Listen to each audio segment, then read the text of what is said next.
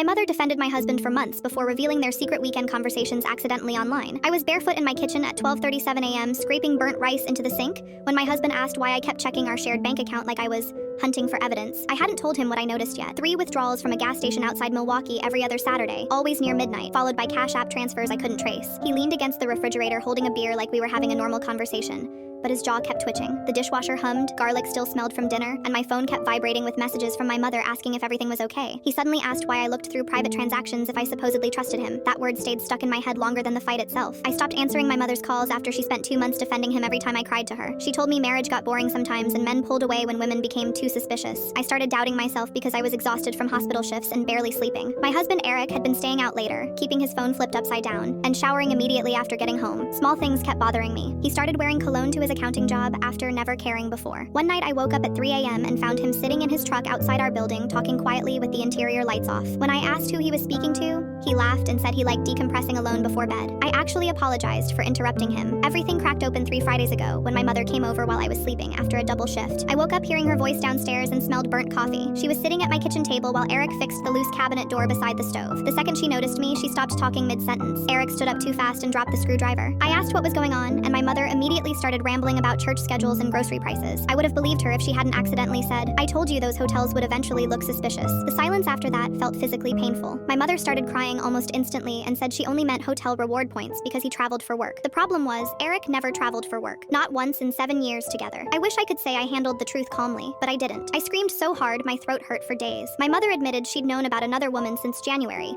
because Eric confessed during one of their coffee outings after church. Apparently he told her he felt trapped and disconnected from me because I worked too much. My mother said she thought helping him process his feelings would save our marriage. She knew he was meeting the woman on weekends in Milwaukee. She knew he spent our savings on hotel rooms. The worst part was learning they talked almost daily while I sat at work thinking my mother was checking on me. Eric finally admitted the affair had ended months earlier, but he kept seeing the woman because she became emotionally important to him. I remember staring at the grease stain on his shirt while he said that. I moved into a studio apartment 6 days later with 2 laundry baskets, my nursing scrubs, and the old couch my aunt gave me in college. My mother keeps leaving voicemails saying she never meant to hurt me, and that parents sometimes make terrible judgment calls trying to protect families. I haven't answered.